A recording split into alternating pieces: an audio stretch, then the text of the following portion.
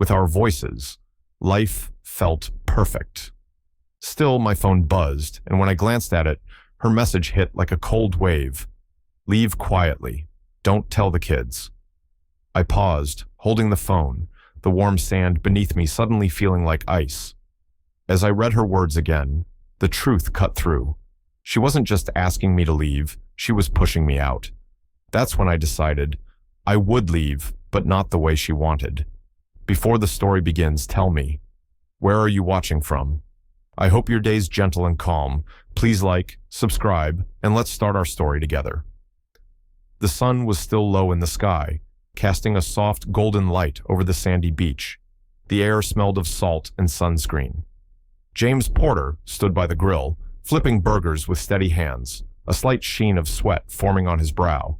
His family surrounded him, laughter mingling with the gentle rush of the waves. Evan was out in the water, splashing and kicking, his carefree shouts echoing against the horizon.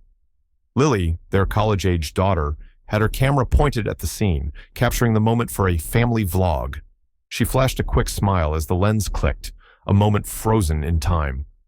Rebecca, James's wife, sat a little apart from the group, her eyes flicking back and forth between the phone in her hand and the gathering around her. Her smile didn't quite reach her eyes as she scrolled through messages, her fingers moving quickly across the screen. James caught glimpses of her face as he turned the burgers on the grill, her lips curling slightly as she typed, a subtle detachment in her gaze. He didn't think much of it at first. It was just another day, a Saturday with the family at the beach. A simple thing, really, but there was a slight shift, a crack in the atmosphere that only he seemed to notice. His phone buzzed, the vibration sharp against his palm. Glancing at the screen, he saw it was a text from Rebecca. The message was short, almost curt. Leave quietly. Don't tell the kids. James blinked, the words burning into his mind like a cruel twist of fate. He reread it twice, then a third time, as if doing so would somehow make it clearer. But it didn't. The message was still the same. Short, final, cold. His gaze moved from the phone to Rebecca. She was smiling now, her attention focused on Mark Taylor, an old family friend, a financial advisor, someone James had trusted. Mark stood at the edge of the group, laughing a little too loudly, his presence too polished, too controlled. He was early, or perhaps he had just coincidentally arrived at that exact moment. James didn't know how long he stood there, staring at them, his heart beating in a way that felt out of place, like it was no longer his own. A flood of thoughts rushed through him, anger, confusion, hurt, but they didn't feel real. It was as if he had detached, watching his own life from a distance. He felt the sharp bite of betrayal, but it was quieter than he expected. It wasn't the explosive, dramatic eruption he'd imagined. Instead, it was a stillness, a hollow emptiness. Rebecca wasn't looking at him now. She was looking at Mark, her face softened with something that felt too familiar, too intimate. She had been so distant lately, but this, the way she looked at him, made everything come into focus. He had been blind, hadn't he? But now, it was clear. Something inside James snapped, but there were no outward signs. He didn't shout, didn't cause a scene. He didn't even say anything. He simply turned away. His movements were slow, deliberate. He took one last look at his children, Lily still recording, unaware of the storm that had just broken. Evan, carefree in the waves, his joy untainted. He left the beach without a word. His footsteps in the sand were the only sound, fading as he walked toward the car. His mind felt like a war zone, but he didn't have the strength for anger. There was only a deep, numbing silence inside him now. He reached the car and got in, staring ahead at the empty road, his hands gripping the steering wheel. The sun was starting to dip lower in the sky, casting long shadows on the pavement. He didn't turn on the radio. The quiet was deafening. It pressed in on him, filling every corner of his mind. He thought of the text again. Leave quietly. Don't tell the kids. The simplicity of it. The coldness. As the miles stretched out, the feeling inside him didn't change. It wasn't rage. It wasn't heartbreak. It was just a hollow detachment. A realization that he was no longer the man she had married. He pulled into the driveway, the house looming before him like a monument to everything he thought he knew. It was supposed to be a safe place. But now, as he stepped out of the car, it felt more like a prison. The door to the house was unlocked, but the quiet inside felt wrong. The absence of the noise, of life, was suffocating. He walked up the stairs to their bedroom, his footsteps heavy on the wooden floor. He opened the door to find her jewelry missing from the dresser. Her side of the closet, too, was bare. A chill ran through him, and he felt it then, an unmistakable sense of finality. He wasn't meant to be a part of this anymore. She had already made her choice. His phone buzzed again, another message from Rebecca. But this time, he didn't even look at it.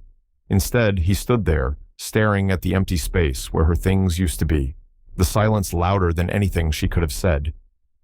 James didn't know how long he'd been driving, but the world outside was blurring into a haze of fading light. The sun dipped lower behind him, casting a warm orange glow that stretched out across the endless highway. The road felt like it was pulling him somewhere, but he wasn't sure where. His grip on the wheel tightened, and for a moment, he let the quiet of the car wash over him. The hum of the engine was a steady, constant presence, but it wasn't enough to block out the noise in his mind. He reached for the radio dial, twisting it to silence the static. The car's interior was suddenly too still. The silence wasn't peaceful, it was suffocating. He glanced at the rearview mirror, catching a brief glimpse of the beach in his mind, Rebecca's face, Mark's too familiar laugh. The memory was already fading, but the text still burned in his pocket. "Leave quietly. Don't tell the kids." He couldn't escape it. It circled him like a shadow, clawing at him, sinking deeper into his bones with each passing mile. His hands were steady, but everything inside him was shaking, like a dam that had just cracked.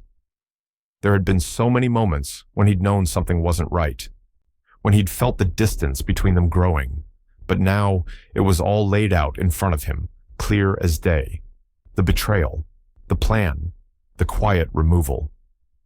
By the time he pulled into the driveway, the sun was nearly gone, leaving a trail of fading light behind him.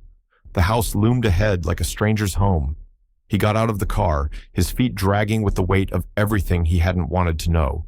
The front door creaked as he pushed it open, the smell of the house, a mixture of home-cooked meals and stale memories, filling his lungs. He wasn't prepared for the emptiness inside. It was more than quiet. It was hollow. His eyes scanned the familiar rooms, the framed photos on the wall, the old couch where they'd watched TV together for years. But something felt different now, out of place. The house felt foreign to him, even though it had always been home. Upstairs, he pushed open the door to their bedroom, the space they had shared for nearly 2 decades. The bed was undisturbed, the sheets still tucked tightly, but there was an unmistakable void. Rebecca's jewelry was gone. The dresser was missing the pieces that had always been there, the earrings, the necklaces, the rings she rarely took off. James stepped closer, his breath catching in his throat. It wasn't just the jewelry, it was everything. A life that had been there, then vanished in an instant. He walked to the closet, his steps slow, deliberate. The empty hangers swayed slightly in the stillness. His mind raced. Where was she? What had she taken? Why had she left so much behind? But the answers didn't come. Instead, his eyes fell to the desk, where her laptop lay open.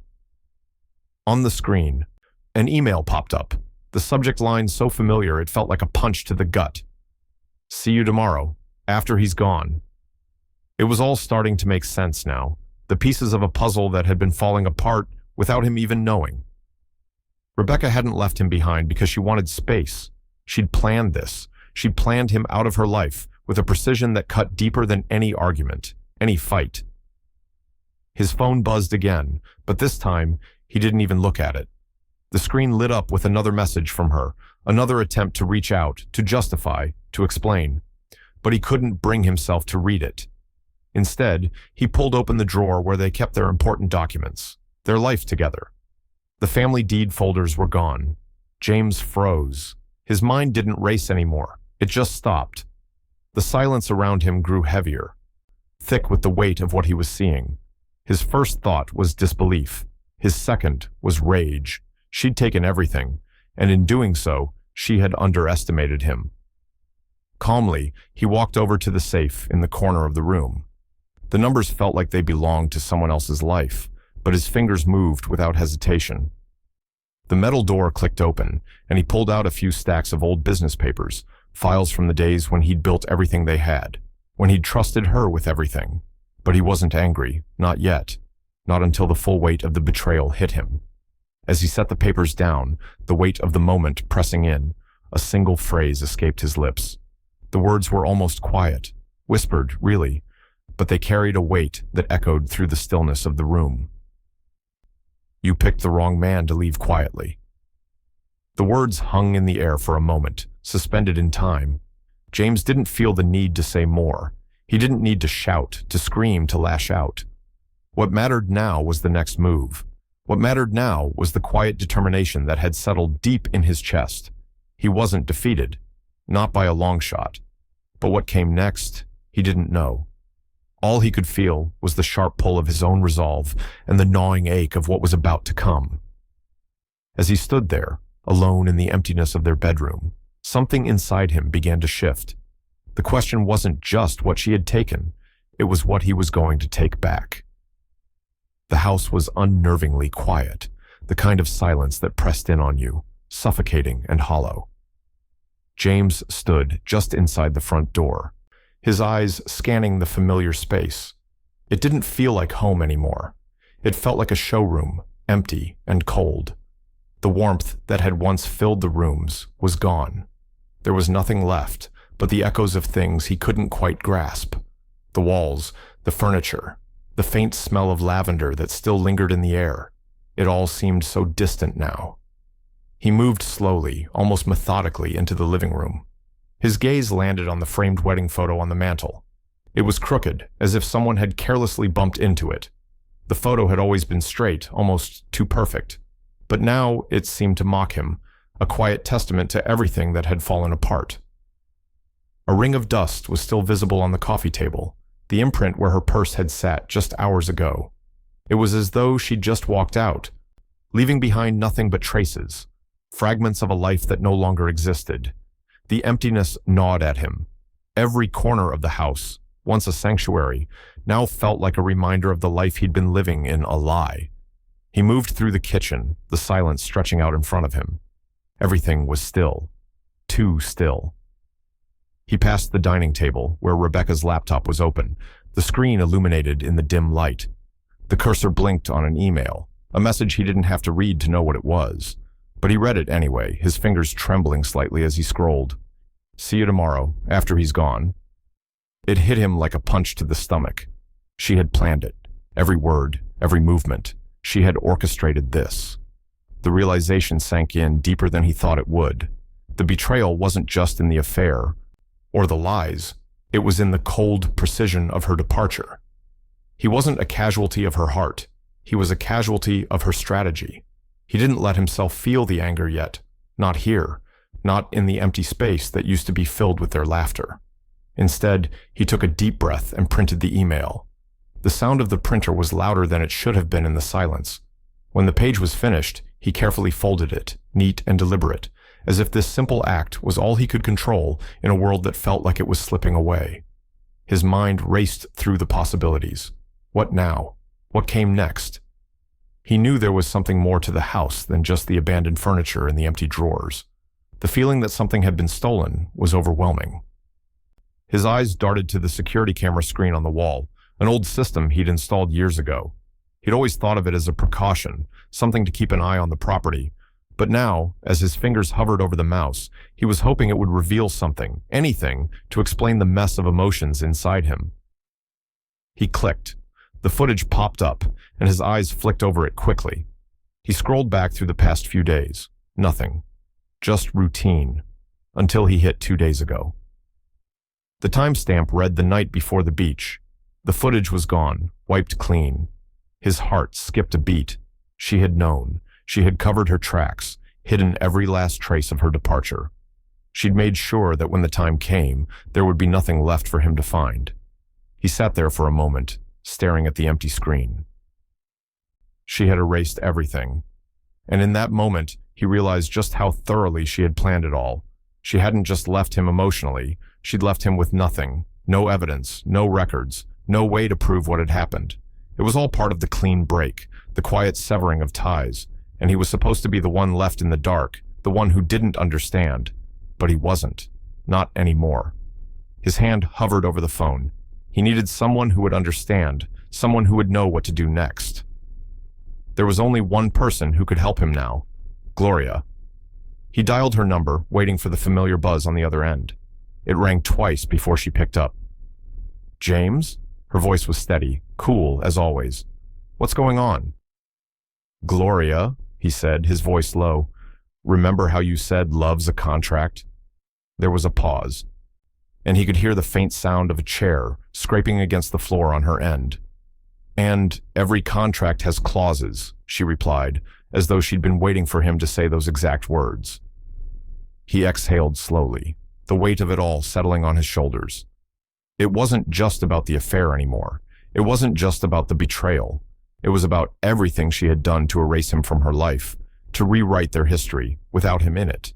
And now he was left with nothing but the pieces. "I don't know what to do next," he admitted, his voice a little rougher than he intended. "You've already started, James," she said. "You're documenting it. You're building your case." He looked down at the printed email in his hand. It was just a small piece, but it was something, and something was enough, for now. But the question remained: what else had she done? What else was waiting to be uncovered? He wasn't sure, but he wasn't going to stop looking. The phone rang with an unfamiliar number flashing on the screen. James let it ring 3 times before he picked it up.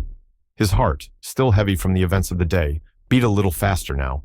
The silence in the house seemed to press against him, the empty walls echoing his own thoughts.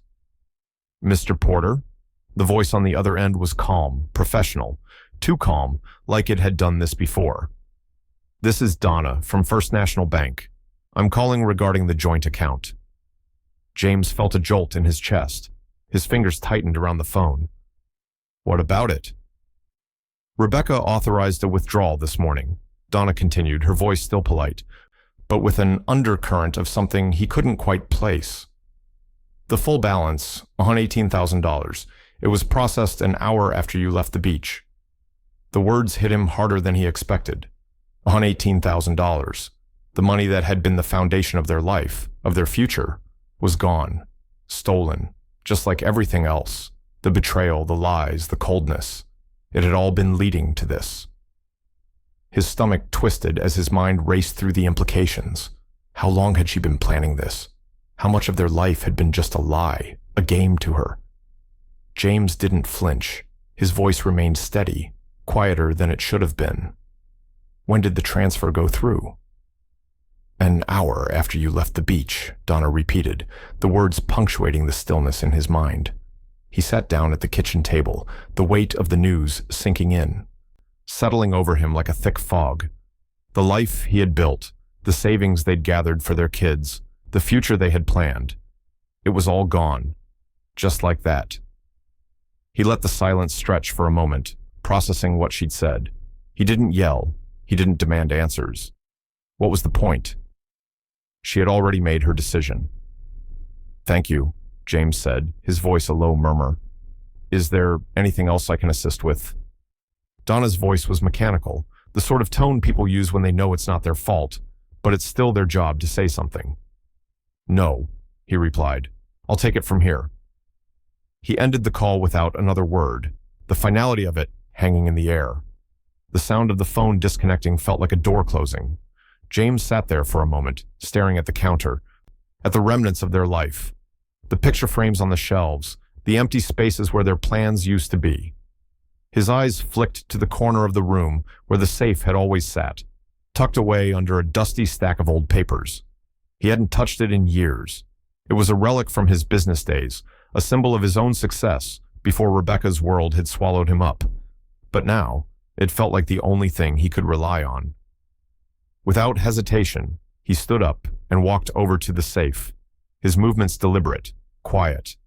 His hand lingered on the cold metal before he dialed in the combination, an old habit that had never failed him. The door creaked open, and he pulled out the small worn box that held everything he'd kept tucked away over the years. Old contracts, investment paperwork, receipts, Nothing glamorous. Just the building blocks of what he had put together before Rebecca had come into the picture. The weight of the box was grounding, a reminder that even though she'd taken everything, there were still parts of him left, parts she hadn't been able to erase. He opened the box slowly, sifting through the contents as his mind began to clear. There were reserves in here, things he had kept separate for a reason, a backup for the worst-case scenario, which, as it turned out, had come far sooner than he had ever expected. He let out a slow breath as he flipped through the pages. There was still some money tucked away, some resources to rebuild from. Maybe not a lot, but enough to make a difference, enough to keep his head above water. James closed the box gently, his fingers brushing over the papers one last time. He could feel the weight of the decision pressing down on him. Rebecca had left him broke on paper. There was no doubt about that, but what she didn't understand, what she had forgotten in her meticulous plan, was that he was the one who had built that paper. "You left me broke on paper," he muttered under his breath, the words barely audible. "But you forgot who built the paper." He sat back in the chair, his gaze fixed on the safe deposit box in front of him. The world felt smaller now, narrower. Everything was different, yet the same. She had taken the money, but she hadn't taken his ability to rebuild. She had underestimated him, thinking that the financial loss would break him. But it wouldn't. It couldn't. What she hadn't realized was that money was just paper. It was the foundation, but not the builder. The weight of the betrayal hung in the air, but it didn't feel heavy anymore. It was just a matter of time now, a matter of reclaiming what was his, what she had tried to erase. And for the first time in a long while, James felt the stirrings of something else, determination. The question that lingered now was simple. What would he do with the time he had left? The kitchen was dark, save for the faint glow of the streetlight outside, spilling in through the window. The house, once filled with the soft hum of family life, now felt as empty as the silence surrounding him. James sat at the table, his fingers wrapped around his wedding ring, staring at it as though it held the answers to questions he hadn't yet figured out how to ask. The metal was cold against his skin, a stark contrast to the warmth it had once symbolized. It had been a symbol of commitment, of promises made, but now it felt like a shackle, a reminder of everything that had been stolen from him. His mind drifted back, past the anger, past the hurt. He wasn't ready to confront the rage yet. That would come later. Instead, memories slid into view, as vivid as the dim light that cut across the room. He remembered their first date, the way she had laughed at something silly he'd said, the sound like music to his ears. He remembered their first mortgage, the pride they'd shared as they signed the papers, their future stretching out before them, bright and full of promise. And then there was the hospital, the sterile scent of the air mixed with the quiet rush of doctors and nurses as Evan was born. He had held his son in his arms, everything in that moment clear and simple. This was family. This was everything. But now, all of it was slipping through his fingers like sand. 16 years. It felt like a lifetime ago, yet it felt like it had happened in a blink. 16 years of trust, of building a life together. For this. For her to just walk away. To erase him without a second thought. James whispered the words under his breath, the weight of them settling heavily in the air. 16 years for this. His hand tightened around the ring, but he didn't remove it. Not yet. He wasn't ready to let go. Not of the symbol, and not of the life he had built. But it didn't change the fact that everything had been shattered, and now there was no going back. The sound of his phone buzzing sliced through the stillness. He glanced at the screen. Lily's old contact was still saved in his phone. Her name a faint reminder of who she used to be before everything changed. She hadn't been home for weeks. There had been texts here and there, but she had stayed away, as if something about the house, the air between him and Rebecca, had become too much to bear. He'd never asked her to come back. She had made that choice. But now, things were different. James typed a simple message, his thumb hovering over the screen. "Come home tomorrow. Don't ask why." He paused before hitting send, the weight of the words settling on him. He needed her here. He needed her to see what was left of the family. She deserved to know what had been taken from her too. He pressed send, then put the phone down on the table, as though the decision had been made for him. His hand hovered over the whiskey bottle. He opened it slowly, the faint hiss of the seal breaking filling the room, but he didn't pour any into a glass. He wasn't ready for that yet either. The whiskey, like everything else, had once been a part of something he had shared with Rebecca, and that seemed too painful now. He set the bottle back down, untouched. Instead, he reached for the yellow notepad that had always been on the counter. It was worn, corners frayed from years of use. He flipped it open to a blank page and stared at it for a moment, his mind racing through the next steps. What now? What could he do with what was left? What was the right way to move forward? The pen clicked in his hand, and he began to write, the scratch of the ink on the paper louder than it should have been in the silence. Step 1. Watch. He wrote it in bold letters, underlined it. He needed to know what Rebecca was doing, who she was talking to. He needed to gather every detail, every movement, every piece of evidence. It wasn't just about finding out what had happened. It was about making sure it didn't happen again.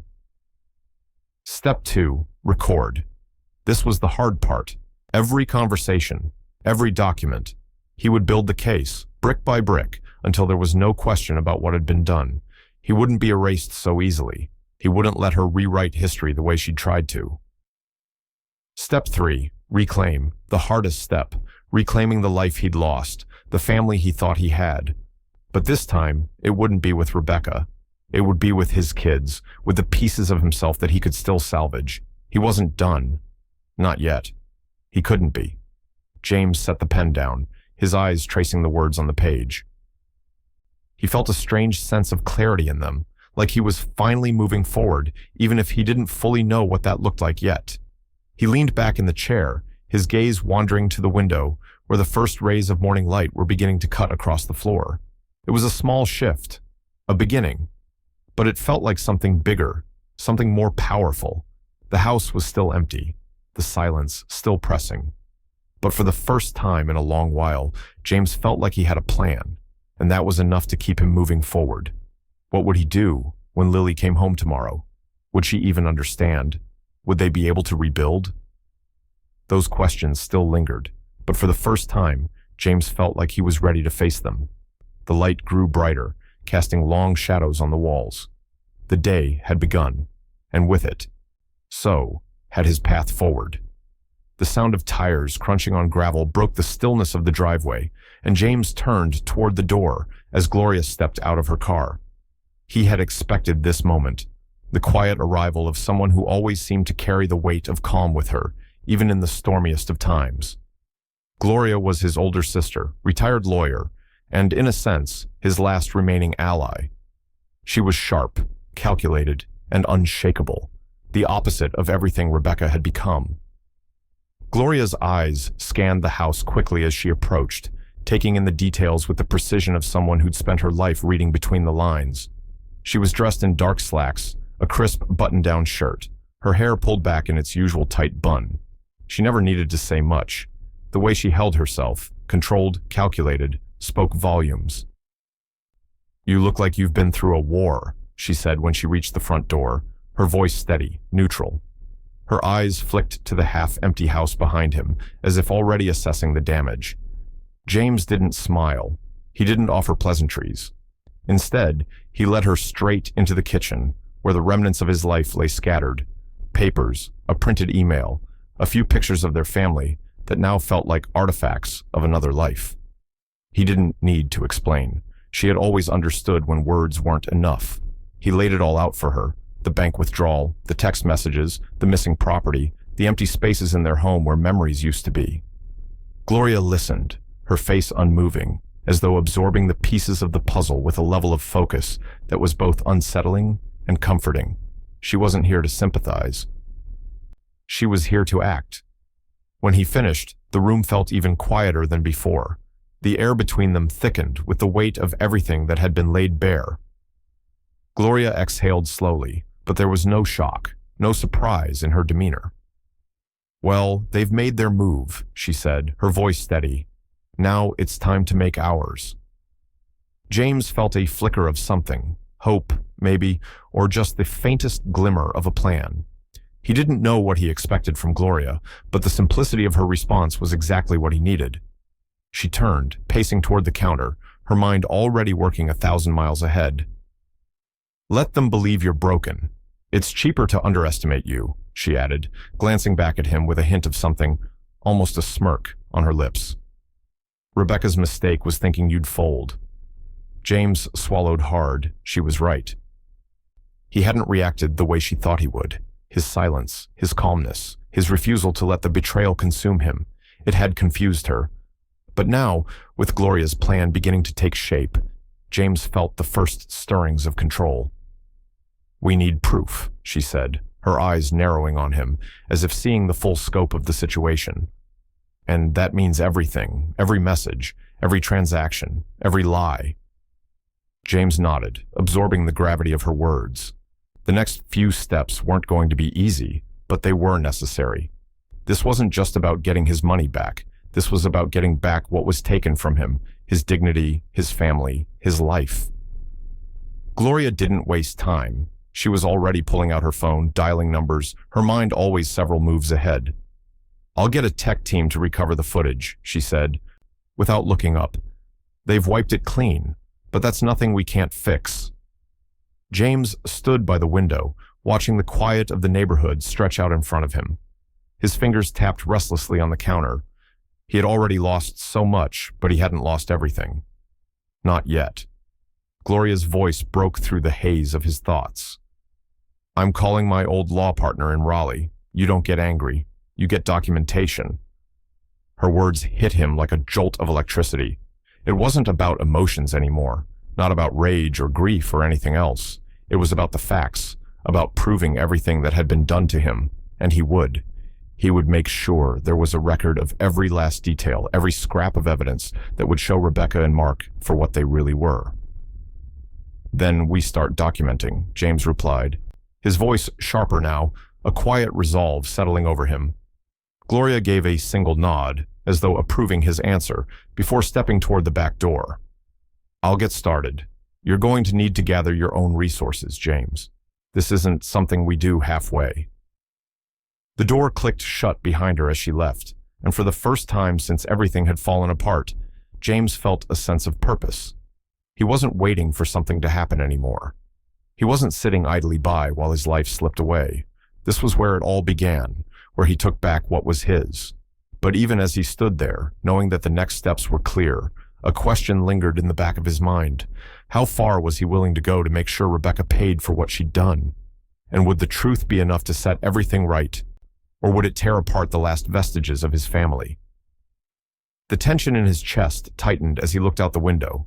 Gloria had a plan, but there was still so much left to do. He couldn't afford to be complacent now, not when the fight was just beginning. James sat in the small, dimly lit office, the hum of the technician's computer filling the silence. His eyes stayed fixed on the screen, his body rigid, the tension in the room so thick it almost felt like the air itself was suffocating him. Gloria sat beside him, her arms crossed, her gaze never wavering from the screen. They hadn't spoken much since she arrived earlier, but the silence between them was the kind that didn't need words. This was the next step, the one he had been waiting for, the one that would either prove everything he suspected or shatter whatever hope he had left. The technician clicked a few more keys, his fingers moving with practiced ease. James could feel the anticipation building in his chest, the knot tightening as the minutes dragged on. He had seen the footage. He had seen what Rebecca and Mark had been doing. But there was something about seeing it with his own eyes, something about the cold, undeniable evidence that made it real in a way nothing else had. Finally, the technician stopped, his voice a low murmur. "Got it.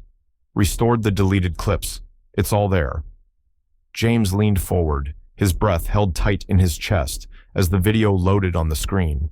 He had been hoping for something, some shred of a mistake, some crack in their carefully constructed plan. And as the footage began to play, he saw them, Rebecca and Mark. They were standing in the living room, packing up boxes with an efficiency that made James's stomach churn. It wasn't a moment of passion or chaos. It was calculated, cold. They weren't in a hurry, but they were moving with purpose, as if they had all the time in the world to strip everything away from him. His eyes tracked Rebecca's movements, how she moved from one shelf to the next, gathering family heirlooms, books, even some small items that had once been meaningful. Mark was beside her, his hands working fast, filling the boxes with the things they planned to sell. Rebecca's voice broke through the silence in the room. He'll never see it coming. Her laugh was low, almost gleeful, and James felt a jolt of anger shoot through him. It wasn't just that she was taking everything. It was the casual cruelty in her voice, the way she'd already moved on, already made her peace with what she'd done. Mark's voice followed, deep and steady. We'll sell before he finds out. The words hit James like a physical blow. He had trusted this man, trusted him with everything. And now, here he was, planning to take everything that James had worked for, everything he had built. The weight of the betrayal pressed down on him, but he didn't let it show. His expression remained unchanged, his jaw tight as he watched the footage. He wasn't going to let them see him break. Not now, not after everything that had been done. Gloria leaned in slightly, her eyes flicking between the screen and James. Her voice was barely a whisper, the words sharp and matter-of-fact. We have proof. James didn't move, didn't flinch. He just stared at the screen, the rawness of the moment hitting him in waves. This was the evidence he needed. This was what would show Rebecca for who she really was. But the longer he watched, the more he realized something. Proof isn't revenge, he said quietly, the words coming out in a steady, almost detached tone. It's insurance. Gloria didn't respond right away. Her eyes lingered on him for a moment, considering, as if weighing the meaning behind his words. She knew what he meant. She knew that this wasn't just about showing them for what they had done. It was about making sure they couldn't take anything from him anymore, about securing his future, his children's future. Proof was a weapon, yes, but it wasn't the victory.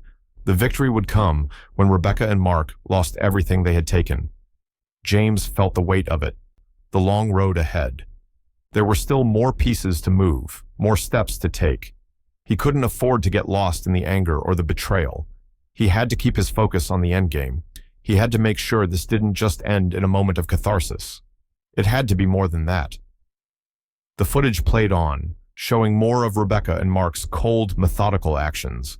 But James didn't watch anymore. He had seen enough. He knew what came next. Gloria was already pulling out her phone, making calls, organizing the next steps. James didn't need to see the footage again. The real fight wasn't in proving what they'd done, it was in making sure they couldn't walk away from it. That was the real challenge. As Gloria spoke in low tones to someone on the other end of the phone, James couldn't help but wonder what would happen when Rebecca realized just how far he was willing to go. Would she regret this? Would Mark? Or would they be too far gone, too blinded by their own greed to care? The tension in the room thickened, but James had made his decision. He was no longer the man who would silently accept betrayal. He had his proof, and now it was time to make sure they couldn't escape the consequences. And as the footage flickered on the screen, he knew one thing for certain. This was just the beginning. The front door creaked open, and James heard the familiar sound of Lily's footsteps echoing through the house. His heart gave a small, involuntary flutter. It had been weeks since she left for college, and he hadn't realized how much he had missed her until now. But when she walked in, something inside him shifted. He wasn't ready for her to see the emptiness that had swallowed the house. Not yet. Lily stepped into the living room, her eyes scanning the familiar space. It was like a punch to the gut. There were gaps where pictures had been, furniture missing, a sterile quiet where the chaos of their family life used to be. She froze, her eyes flicking from one bare spot to the next, the realization dawning slowly. It was too quiet, too empty. "Where's Mom?" Lily's voice was tentative, a whisper, as if she feared the answer. She hadn't said anything about Rebecca yet, but the question hung in the air between them, more loaded than either of them were prepared for. James didn't know how to answer her. He wanted to shield her from this, to tell her everything was fine, that it was just a phase, but he knew that wasn't the truth. The truth was that the space between them and Rebecca had grown so wide it felt like there was no way back. He stood by the window, his hand clenched around the edge of the curtain, his eyes tracing the shadows outside. He turned slowly to face her, his jaw tight. Lily's face was etched with the same confusion and concern he'd seen in his own reflection over the past weeks. He wanted to tell her that her mother was just going through something, that things would get better, but the words didn't come. The weight of the silence pressed down harder now, and he could feel the dam inside him start to crack. He motioned toward the living room, where his laptop sat open on the coffee table. The video. Lily looked at him for a long moment before walking toward the table, her steps cautious. She knew something was off, but the reality of it hadn't hit her yet. James didn't speak as she clicked the play button, the screen lighting up with images of her mother and Mark, packing up their things, moving through the house like it was already gone. The words from the footage cut through the air with sharp clarity. "He'll never see it coming," Rebecca had said. "We'll sell before he finds out." Lily's hand trembled as she pulled it away from the screen. Her breath caught in her throat, and for a moment, the world stood still. She didn't say anything. She didn't need to. The weight of the video, of everything that had been stolen from them, was clear in the way her shoulders slumped. She sat down heavily on the couch, her face pale, her eyes wide with shock and disbelief. The silence stretched between them like a chasm. Finally, Lily's voice broke the stillness, raw and quiet, the words slipping out like they were too heavy to hold back. "I thought you were the reason she was cold." The admission hung in the air, full of grief and guilt. Guilt that wasn't hers to carry, but that she had shouldered all the same. James's throat tightened. He wanted to tell her she wasn't the reason, that it wasn't her fault, but the words felt hollow. For a long time, he had thought the same thing, that he was the problem, that something he had done had driven Rebecca away. But now, seeing Lily's face crumple in pain, he knew there was nothing he could say to erase the hurt. All he could do was sit beside her, as helpless as she was, and try to make sense of the wreckage they were left with. He exhaled slowly, his voice barely above a whisper, raw with the emotion he'd been holding back for so long. "So did I." Lily's eyes filled with tears, but she didn't let them fall right away. She wiped at her face, frustrated by the helplessness that seemed to radiate from every corner of the room.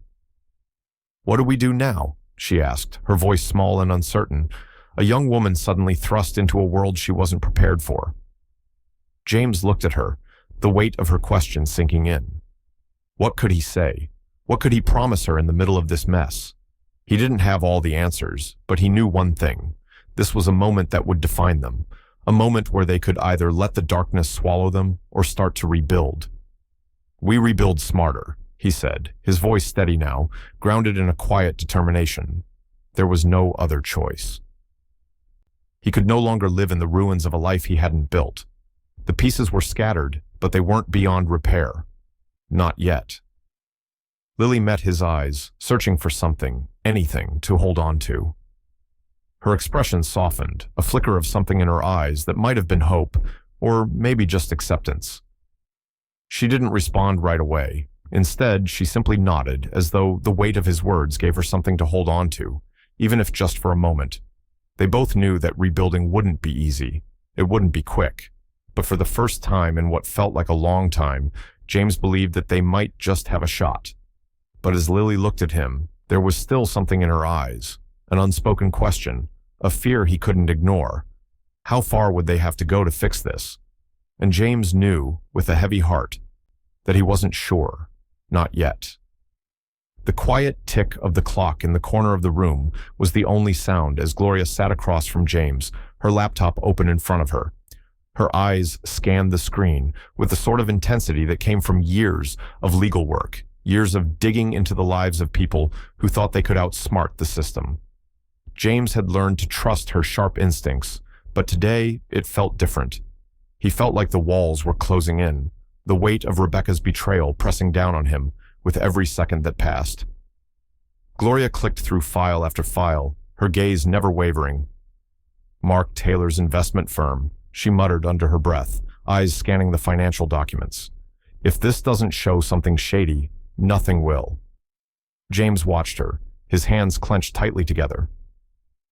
His mind was still racing, Rebecca's betrayal had cut deep, but now there was this, the feeling that Mark had been playing him from the start, weaving himself into the very fabric of his life. He tried to focus, to keep his emotions in check, but the anger was always there, simmering just beneath the surface. Gloria's fingers hovered over the keys for a moment, and then she clicked on another document, her expression changing. A slow smile crept across her face, but there was no satisfaction in it, only cold, calculated certainty. "Here," she said, her voice flat but sharp. "This is what we've been looking for. Rebecca signed over a fake power of attorney. Mark used it to liquidate your assets, all of them." James felt the air leave his lungs. His heart pounded in his chest, but he didn't move. He didn't say anything for a long moment. The shock of it was too much, too vast. His name. His name had been used in this scheme. His trust had been violated in ways he couldn't even comprehend yet. He thought back to the years he had spent building their life, to the hours he had put into making sure their family was secure, and now it was all slipping through his fingers. He muttered, almost to himself, as if the words were coming from someone else's mouth. "She signed my life with my pen." Gloria's eyes flicked over to him, her face unreadable. "That's exactly what she did," she said, her tone steady, almost clinical. "She made it look like you gave her the right to sell everything. She erased your name from everything that mattered."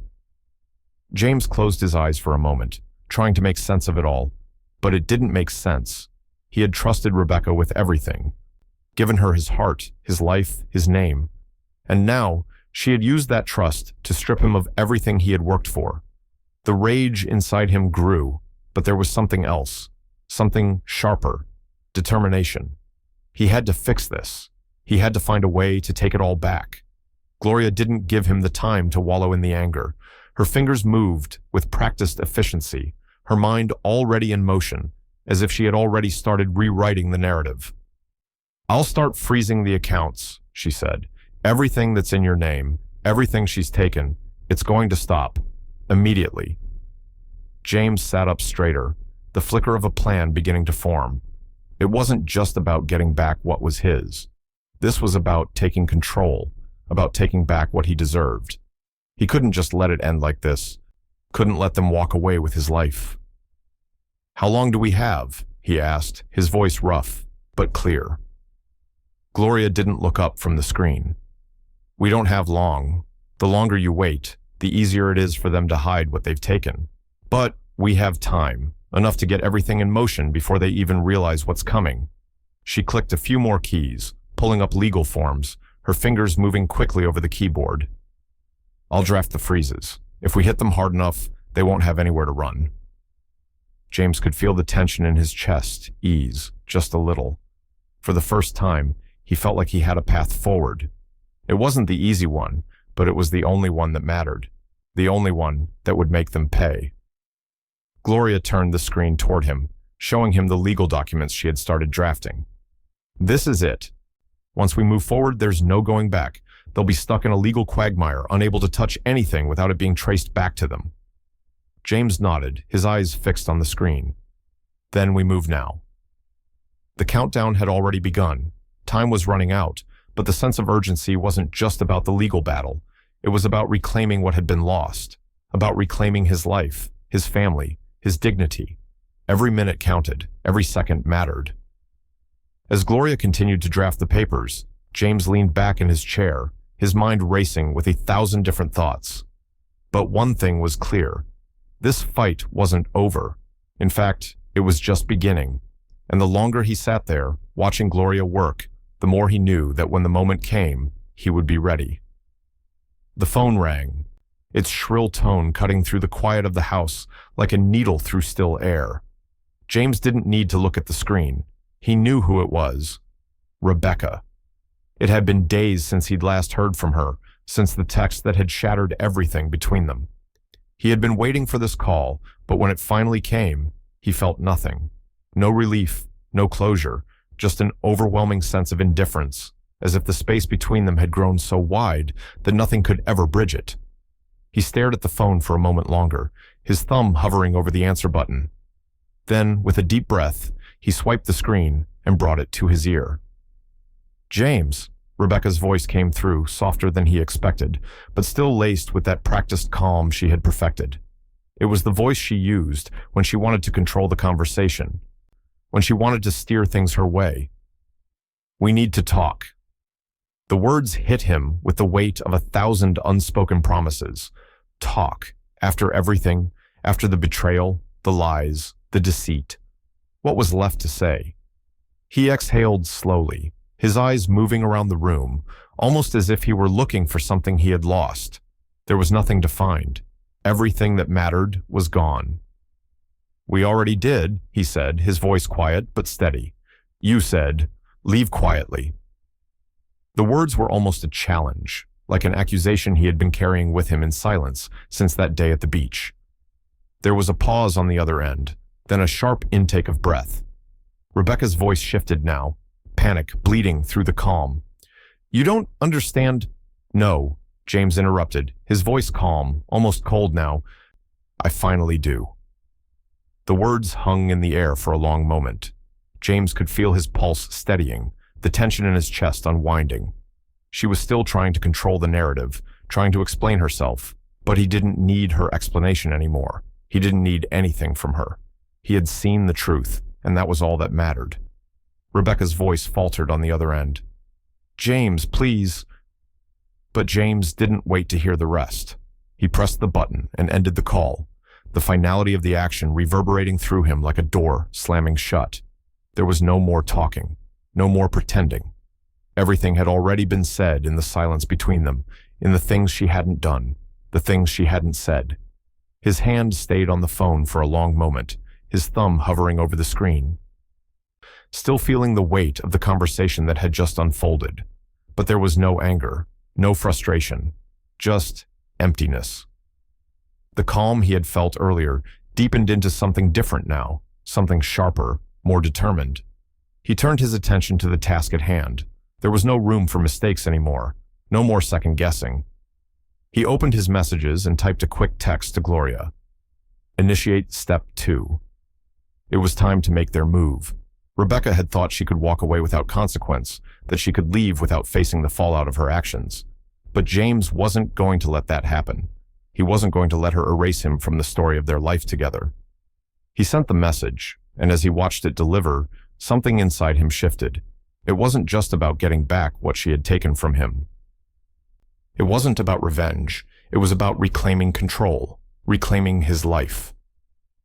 As the phone sat on the counter, buzzing briefly with another notification, James walked to the window and stared out at the darkening sky.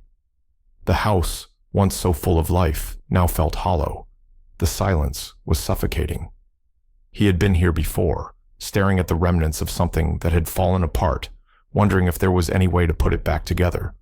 But this time was different. This time, he wasn't going to wait for things to change on their own. He was going to make them change.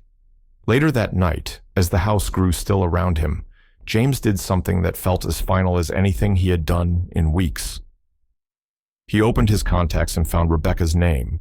His finger hovered over it for a moment, like he was weighing something, like there was still some final decision to be made. And then, without a second thought, he tapped the screen, and Rebecca's contact disappeared. The list of names he had carried with him for so long, a part of his life, his history, now had a space where hers used to be. The act itself was small, a quiet gesture. But to James, it was a symbol of the decision he had made, of the distance he had finally created between them. There was no going back now, no more second chances, no more waiting for her to come around. She had made her choice, and now he was making his. He put the phone down on the kitchen counter, the weight of the decision settling over him. He wasn't going to keep looking back. There was only one way forward now, and as the night stretched on, the sound of the city beyond his window felt distant, like a world he no longer belonged to. What came next? James wasn't sure yet, but he knew this much. He wasn't the man who had let her walk away. Not anymore. The countdown had begun. The air in the room felt thick with anticipation as Gloria clicked the final key, sending the civil injunction through the system. James stood beside her, arms crossed, watching the screen as the document was officially filed. It was a small action, But to James, it felt monumental. The moment they hit submit, everything began to change. The joint accounts, everything Rebecca had taken, was now frozen. The money, the assets, the foundation she had built her escape on was locked up. Gloria leaned back in her chair, her eyes scanning the screen, her face a mask of calm calculation. There was no rush, no need for immediate celebration. Everything had been set in motion. Now, all they had to do was wait. The stakes were high, but Gloria wasn't one to show emotion in moments like this. She was the strategist, the planner, the one who made the hard decisions and never blinked. James, on the other hand, felt the weight of it all, felt the shift in the air, the small victory that had come at such a high cost. His life, everything he thought he knew, was crumbling around him. But now, with this injunction, he was finally starting to reclaim it. The first sign that something was wrong came later that afternoon when Mark's firm flagged an investigation notice. James didn't need to know the details to understand what it meant. Mark, the man who had been playing both sides, who had stolen his trust and manipulated Rebecca's actions, was now caught in the net they had cast. Gloria had anticipated this move, but the news still sent a ripple of tension through James's chest. The walls were closing in on them both. Mark had no idea what was coming next. Rebecca, of course, didn't know about the injunction. She was still operating under the assumption that everything was going according to plan, that she could take what she wanted, slip away without consequence. But as soon as she tried to access the funds, she found out just how wrong she was. James could picture it. Rebecca, sitting at her computer, scrolling through the bank's website, only to be met with a message that sent her into a panic. The screen would have been filled with the words she never expected to see. Access denied. Her money, her escape plan, was gone. Frozen. It wasn't long before her phone rang. Gloria picked up on the third ring, her voice deliberately soft and sympathetic, the kind of tone that would have anyone believe she was genuinely concerned. But James knew better. Gloria never wasted energy on sentimentality. She was playing Rebecca, just as she had played every other card in this game. Gloria, Rebecca's voice was tight, anxious, the panic seeping through. I can't access the account. What's happening? What did you do? There was fear in her voice, a tremor she couldn't quite hide. For the first time, Rebecca sounded like a woman who had lost control. Gloria's response was smooth, almost too smooth. You might need to contact your husband, she said, her words carefully measured, designed to plant the seed of panic in Rebecca's chest. I think he might have something to do with this. James could almost hear Rebecca's breath catch on the other end of the line. He could imagine her face twisting, the realization hitting her that the calm, controlled life she had built for herself was beginning to unravel. The panic was unmistakable now, bleeding through her composed facade. Rebecca didn't answer Gloria immediately. The silence stretched out between them, thick with tension. But James could practically hear the wheels turning in her mind, calculating, panicking. She knew she was in trouble. She knew she had no way out anymore. Finally, after what seemed like an eternity, Rebecca's voice came back, much smaller, much more uncertain. What have you done? She asked, the sharpness gone, replaced by desperation. Gloria didn't need to say more. The silence spoke volumes. And with that, the conversation ended. Rebecca had nothing left to cling to. She had no power, no leverage, and now her world was crumbling as fast as James's had. Gloria ended the call, a look of quiet satisfaction in her eyes. James felt a strange mix of emotions as he watched Gloria. There was satisfaction, yes, but there was also something darker beneath it, something that made him wonder just how far he was willing to let this go. They were playing the game now, but what would the end look like? Later that evening, James got the call from his banker friend, a low voice on the other end of the line. James, the voice said, barely audible over the hum of the office. Tables turned. The words hit him like a jolt of electricity, and for a brief moment, he didn't know how to respond. But he didn't need to say anything. The reality was clear now. Rebecca had underestimated him. She had thought she could take everything, that she could walk away unscathed, but the ground beneath her feet was already shifting. James held the phone to his ear, staring out the window at the empty streets below. This wasn't over. not by a long shot. And as he heard his friend's voice fade into the distance, James felt something he hadn't felt in a long time: control. The game had changed, and now it was time to finish what had started. But what would it cost him to see it through? And when would Rebecca realize that the tables had truly turned? The clock was ticking. The sound of the front door creaking open was barely audible, but James heard it. He had been sitting in the dim light of the kitchen, the silence around him as thick and suffocating as it had been for the past few weeks. His mind was still a storm of thoughts, but he didn't move. He knew who it was: Evan. The boy had been staying with friends, visiting his mother on weekends, but today was different. Today, something had pulled him back. James could feel it in the air, the quiet anticipation, the sense that something was about to shift, though he didn't know what. He heard Evan's footsteps in the hallway, slow, almost hesitant. The sound of the floorboards creaking beneath his weight only made the tension thicker. Evan stopped in the doorway of the kitchen, and for a moment, they just looked at each other. "Dad," Evan said quietly, his voice almost like a stranger's. I wanted to check on you." James looked up at him, taking in the tightness around Evan's eyes, the way his hands fidgeted with the hem of his shirt. James nodded, his gaze softening, but he didn't say anything right away. They both knew there was more to this visit than just checking in. There was something heavy between them, something Evan wasn't ready to say, but that he couldn't hide any longer. James took a deep breath, pushing himself out of his chair. "You want to talk?" he asked, his voice even, but with an undercurrent of curiosity. Evan hesitated, then nodded. He slowly made his way to the table, but just before he sat down, there was a brief sound. A faint murmur of voices coming from the living room. The TV was off, but the conversation was clear enough to hear. It was Rebecca. Her voice was unmistakable, sharp, and filled with something bitter. "You don't understand," Rebecca's voice echoed through the hallway, too loud now. "It's his fault. He's the one who made everything cold." James froze.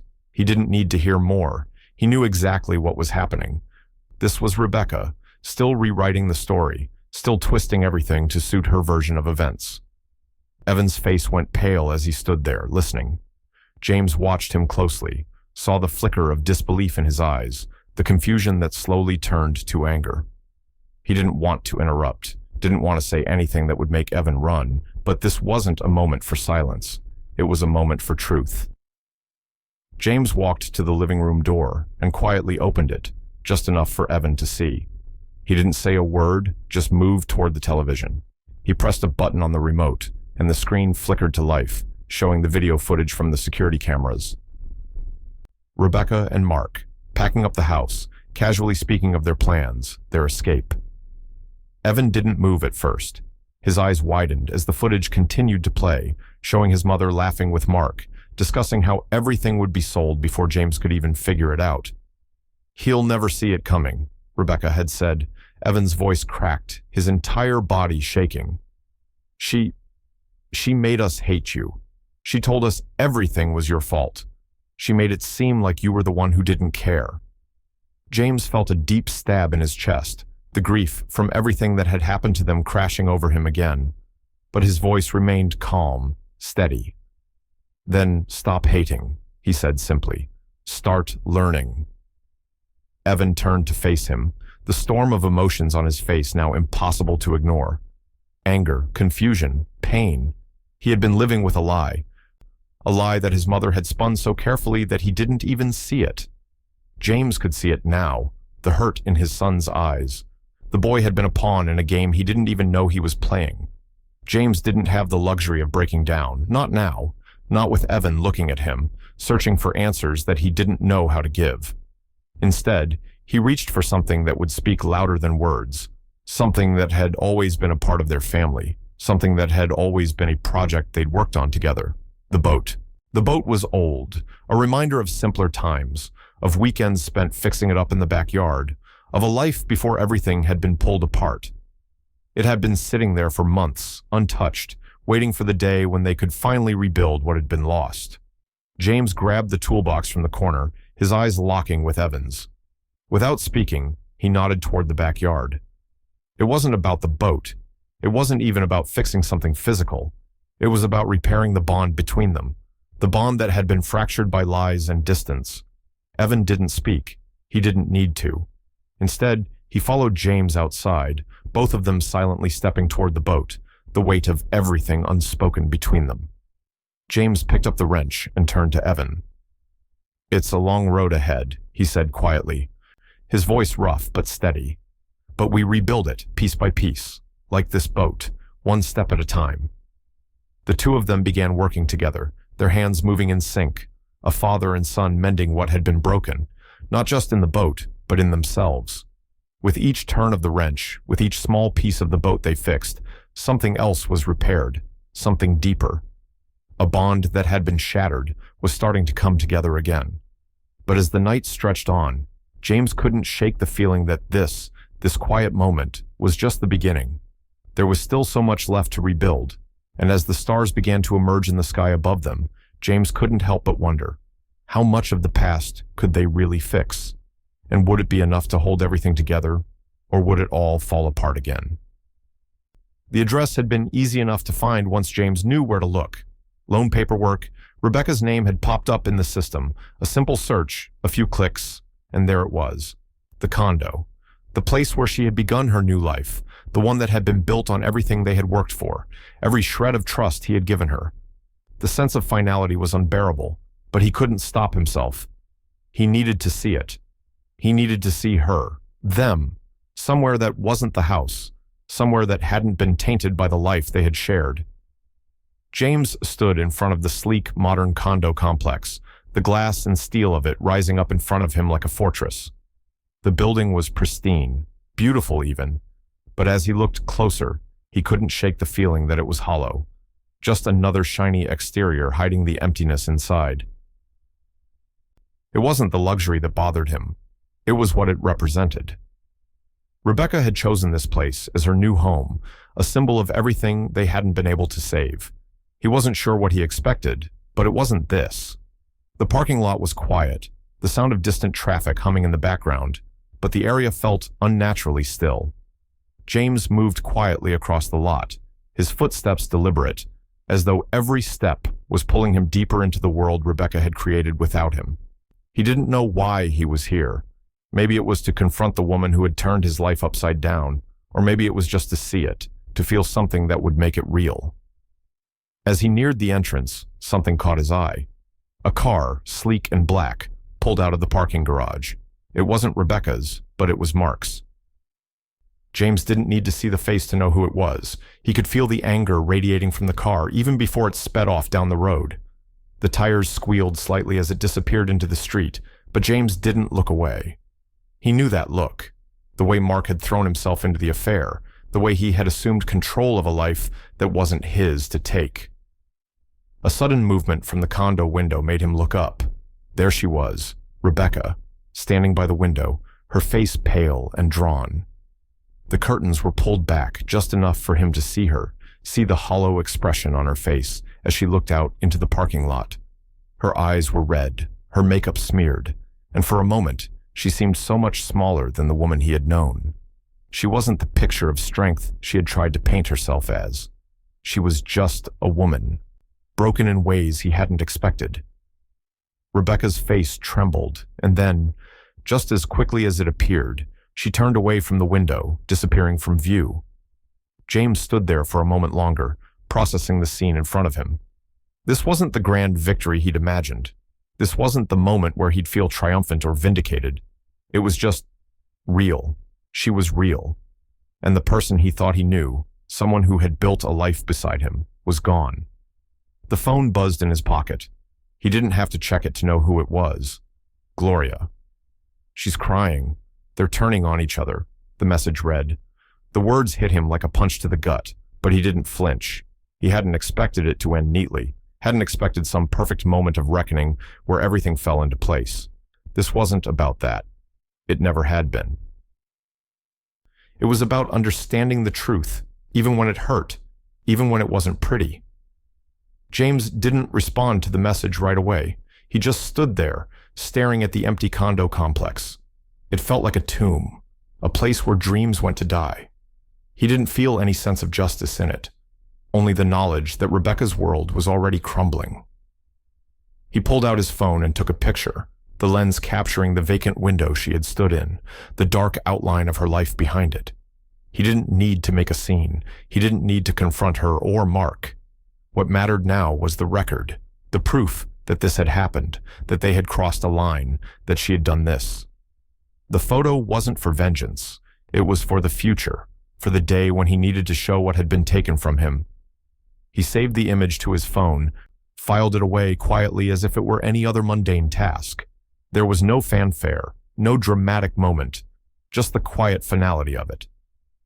As he turned away from the complex and began walking back toward his car, he couldn't shake the feeling that he was leaving something behind. It wasn't Rebecca. It wasn't Mark. It was the last shreds of the life he had tried to save, the life he had tried to hold on to. And as he slid into the driver's seat of his car, the weight of what he had lost pressed down on him. But as the engine roared to life and the car pulled out of the lot, he knew one thing. The story wasn't over yet. Not by a long shot. There were still chapters to be written, still battles to be fought, and somewhere deep inside him, he knew that the real confrontation was still waiting. It was waiting, but not for long. The courtroom felt colder than it should have. The tension in the air was thick, the weight of the situation pressing down on everyone present. James sat in the back of the room, his hands folded tightly in his lap, his expression unreadable. He could hear the murmur of voices around him, but it felt distant, like everything was happening in slow motion. The reality of the past few months, of what Rebecca had done, still hadn't fully sunk in. But today, in this room, it was all coming to a head. The judge entered, his robes sweeping across the floor with a quiet authority. There was a subtle shift in the room as everyone stood, the sound of chairs scraping against the floor. James stayed seated, his eyes never leaving the front of the courtroom. This wasn't about formality. This was about something bigger. This was about the truth being laid bare. Rebecca sat a few rows ahead, her back stiff, her hands folded in front of her like she was trying to hold on to the last remnants of control. Mark sat beside her, his expression a mask of cool detachment, as if none of this affected him. But James knew better. He could see the slight twitch in Mark's jaw, the way he kept glancing around, his fingers tapping restlessly on the armrest. The man was nervous. He knew the storm was coming, but he couldn't stop it. The judge called the proceedings to order, his voice echoing through the room as he addressed the matter at hand: property fraud. James had never imagined it would come to this, but here they were, Rebecca and Mark sitting across from him, about to face the consequences of their betrayal. Rebecca's lawyer spoke first, making the case that Rebecca had no knowledge of the fraudulent transfers, that she had been unaware of the power of attorney that had been signed in her name. It was the same defense they had used throughout, the same rehearsed line they had clung to. My client was misled, the lawyer argued. She acted in good faith, unaware of any wrongdoing. James could feel his pulse quicken. The words were hollow, and he had heard them before. Rebecca's plea of ignorance was nothing more than a last-ditch effort to save herself, to avoid the consequences of her actions. She had been the one who had signed everything, the one who had colluded with Mark, but now she was trying to play the victim. He could barely contain his anger. But then Mark's lawyer stood, his voice smooth as silk. My client denies any collusion. He was acting on behalf of Rebecca in her best interest, he said, the words dripping with false sincerity. There was no malicious intent. Everything was done in the spirit of fairness. James's fists tightened. Fairness. There had been no fairness. There had been deceit, manipulation, and betrayal at every turn.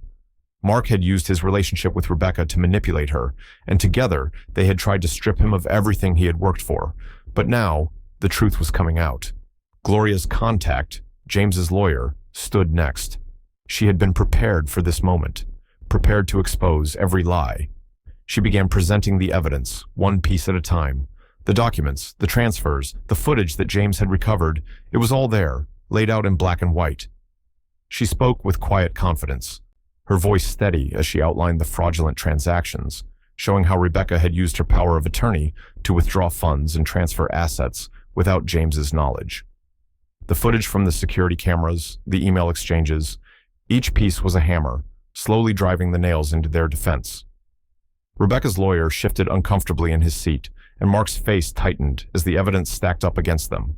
James didn't look at them. He didn't need to. He knew the truth. He had been fighting for months, and now, finally, it was about to be recognized. The judge listened intently, his face unreadable, as the final documents were presented. There was a long pause as the judge reviewed everything, the weight of the moment hanging in the air. Finally, he spoke. "Given the overwhelming evidence, I am granting the immediate restoration of all assets to Mr. Porter," the judge declared, his voice firm and final. James let out a breath he didn't realize he had been holding. It wasn't a victory, not in the way he had imagined it. It wasn't about reclaiming the money, or the property, or the things that had been taken from him. It was about justice. It was about making sure that Rebecca and Mark couldn't get away with what they had done. Rebecca's face went white as the ruling sank in. She stared straight ahead, her eyes wide, her hands trembling.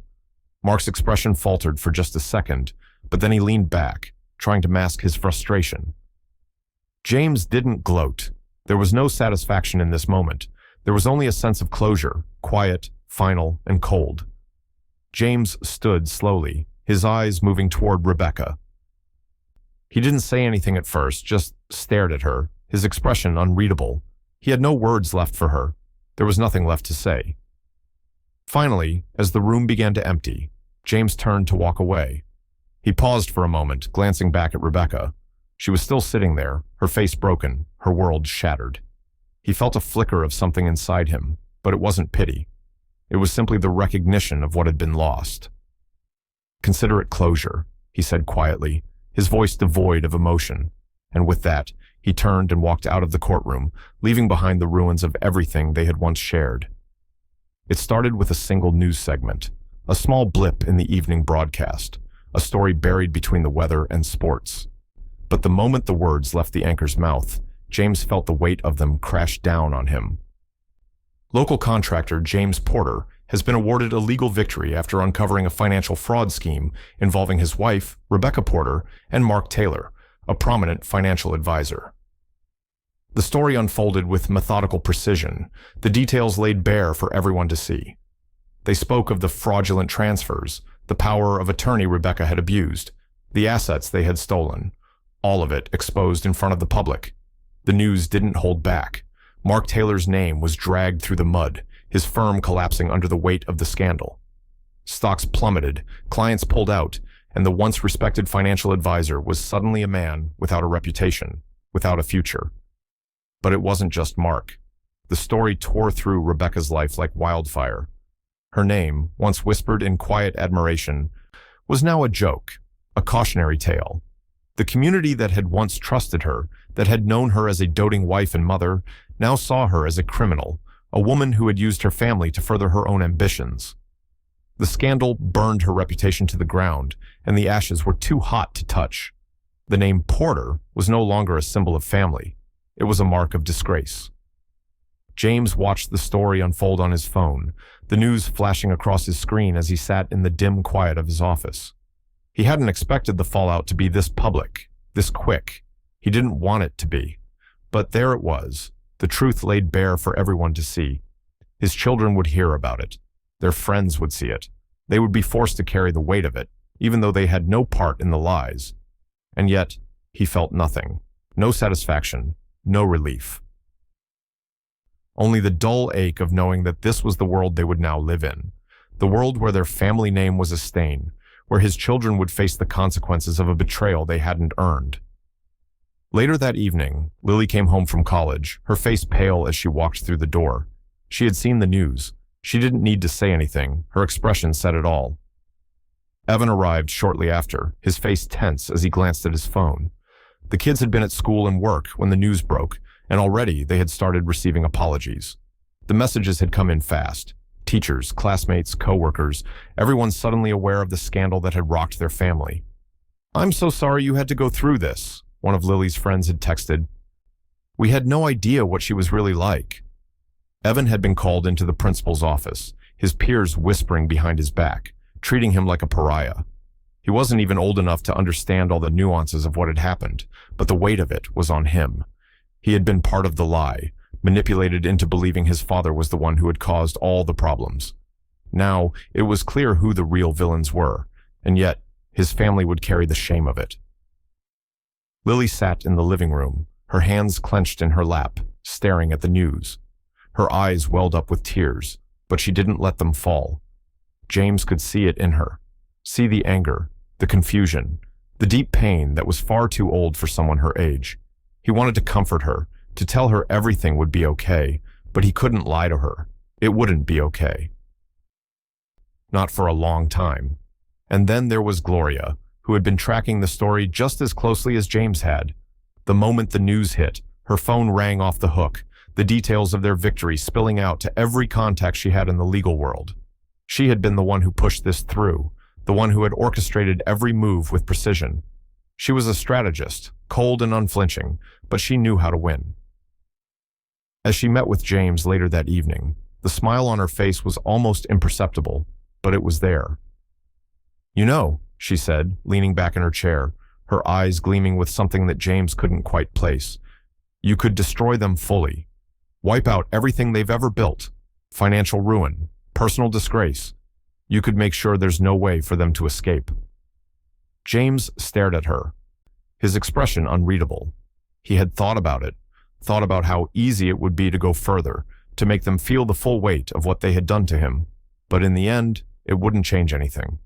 The damage had already been done. The worst had already happened.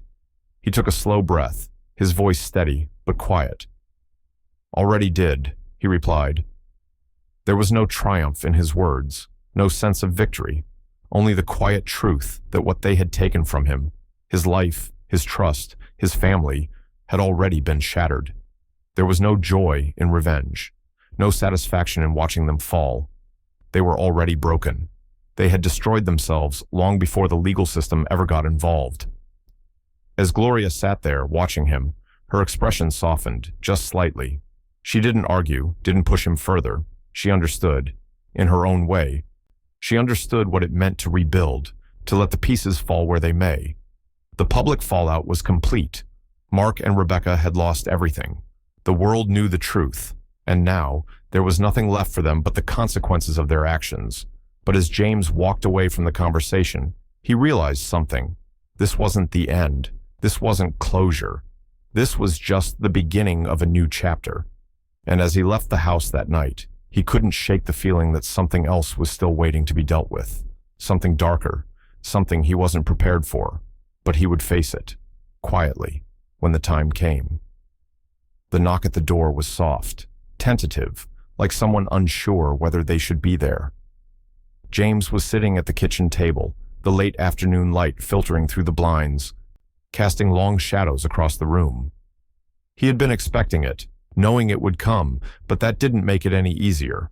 The silence that had settled in the house was thick, almost suffocating. It had been weeks since the court ruling, weeks since Rebecca had disappeared, leaving behind only fragments of the life they once shared. His hands tightened around the mug of coffee in front of him, the warm ceramic grounding him, giving him something to hold on to. He didn't get up right away. He knew who it was. He had known from the moment he heard that knock. It wasn't just the sound. It was the feeling, the weight of it. When he finally stood and walked to the door, his pulse was steady. He opened it without hesitation, though there was nothing in his eyes but quiet resignation. Rebecca stood there, disheveled, her hair unkempt, her clothes wrinkled, as though she had been traveling for days. The woman who had walked out of his life with a cold smile, who had abandoned him without a word, was now standing on his doorstep, looking small and fragile, like a person who had been worn down by the very freedom she had sought. There was nothing of the confident, calculating woman who had left him so decisively. This was someone else, someone broken. "I didn't want this to happen," she said, her voice quiet, almost pleading. The words fell out of her mouth, heavy with something James couldn't place. Regret, fear, or was it just desperation? Whatever it was, it felt like it came too late. James didn't move. He just stood there, his gaze fixed on her, the weight of everything that had transpired between them still fresh. He had been waiting for this moment. But now that it was here, it felt empty, hollow. He had spent so long wrestling with anger, betrayal, grief. But now, in this moment, it was all gone. She wasn't the woman he once knew. She was a stranger. "You wanted freedom," James said, his voice low, steady. "You got it." The words hung between them, blunt and final. He had said them before in his mind, countless times. But now, hearing them out loud, they didn't feel like the catharsis he had imagined. They felt like the closing of a door he had already walked away from. Rebecca's eyes filled with something, perhaps guilt, perhaps something else. She took a step forward, her voice trembling slightly as she spoke. "James, I'm sorry, I made a mistake. I didn't know what I was doing. Can you ever forgive me?" The words came out in a rush, as though she was afraid he might close the door before she could get them out. James didn't answer right away. He didn't even move. He just stood there, staring at her, as if looking for something in the woman who had broken his life apart. There was nothing there, nothing that mattered anymore. The silence stretched between them, heavy, suffocating. Rebecca stood there, waiting for him to speak, her breath shallow, her hands clutched tightly at her sides. But James remained silent. He had no forgiveness to give, no words that could undo what had been done. What was there to say? He had heard her excuses, her apologies before. They had meant nothing then, and they meant nothing now. From the corner of the room, Evan watched through the window, his face pressed against the glass. James didn't need to look to know his son was there, observing the scene. Evan had seen his mother come and go in the past, but this was different. This was the moment when everything came into focus for him. James could feel the weight of his son's gaze, the quiet judgment that Evan wasn't ready to voice, but had clearly already internalized. Rebecca's voice broke the silence again, softer this time. "James, please, I've lost everything. Please, I need you to understand." He shook his head, the words slipping out before he could stop them. "No, you need me to understand. But I don't. Not anymore." Rebecca seemed to deflate at his words, her shoulders slumping, her head lowering. She had come here expecting something, perhaps an opening, some glimmer of hope that things could go back to the way they were. But James had nothing to give her. She had burned that bridge long ago. There was nothing left to say, not to her, not to anyone. Rebecca stood there for a moment longer, her breath catching in her chest, as if she was searching for the strength to say something more. But she couldn't. Instead, she turned and walked away, the sound of her footsteps soft on the porch. James didn't watch her go, didn't turn around to see if she was looking back. But as the car started, the headlights cutting through the dark and fading down the street, a strange sense of finality settled over him. It was over, for both of them. Evan stepped away from the window, his presence quietly filling the space between them. James glanced at his son, but didn't say anything. Evan's voice broke the silence, barely a whisper. "She didn't even say goodbye." James took a slow breath, his eyes on the empty street outside, his mind distant. "She left quietly," he muttered, the words barely audible. "I left quietly too." And as the sound of the car's engine disappeared into the distance, the last thread of his old life snapped completely, leaving only silence behind. The end of this chapter had come, but the weight of what had been lost was still there, hanging in the air. James stood in the stillness, the quiet, after the storm. But there was no peace, not yet, not for either of them. The paperwork sat in front of James like a final chapter of a story he had been writing for years, but never truly understood until now. The house, the beach house, was more than just property to him. It was the scene of everything that had gone wrong, the place where he had first built his life with Rebecca, where he had trusted her, loved her. But now, it felt like nothing more than a symbol of all the ways he had been betrayed. He sat at the kitchen table, the documents spread out in front of him, and his pen hovered above the lines, shaking slightly with the weight of the decision. This wasn't just a sale, it was the last shred of his old life. The beach house had been a dream, one they had both worked toward, and yet now it was just a reminder of everything that had slipped away. He thought about the memories that clung to the walls, the laughter, the quiet moments. He thought about the family dinners, the holiday mornings. All of it felt distant now, as if it belonged to someone else. With a deep breath, James signed the papers, his hand steady. It was over. He felt the finality of it as the pen left its mark on the page. The deal was done. The house officially sold. He didn't feel triumph, didn't feel relief. There was only a quiet emptiness, the weight of the years gone by, settling in the hollow of his chest. The next step was just as simple, just as cold. He transferred the profit from the sale to a joint trust for Lily and Evan. It wasn't much. The house, the dream they had once built together, wasn't worth as much as it had been before the scandal, before everything had unraveled. But it was something. Something for his children to hold on to, something they could start over with. He typed in the transfer details, his fingers moving quickly, his mind distant. The money was a lifeline for them, but it wouldn't fix what had been broken. Nothing could. As the transaction went through, James heard the soft buzz of his phone. It was Gloria. "Done," she texted. He stared at the screen for a moment, his fingers hovering over the keys. He hadn't expected this to feel like closure, but it did. The sale, the transfer, all of it. It wasn't the end, but it was a shift. The beginning of something new, something separate from the life that had crumbled around him. He typed a single word back. Almost. The words didn't feel like they had any weight to them, but the truth was in them. Almost. Because James wasn't done yet. There was still something else, something bigger. There was a part of him that still didn't feel whole, still didn't feel like he had fully severed himself from the past. And that part wasn't ready to let go of the beach house just yet. Later that afternoon, James drove out to a small coastal town, just outside the city, where he had found a place, a cabin. Not grand, not large. It wasn't a beach house, but it was something else entirely.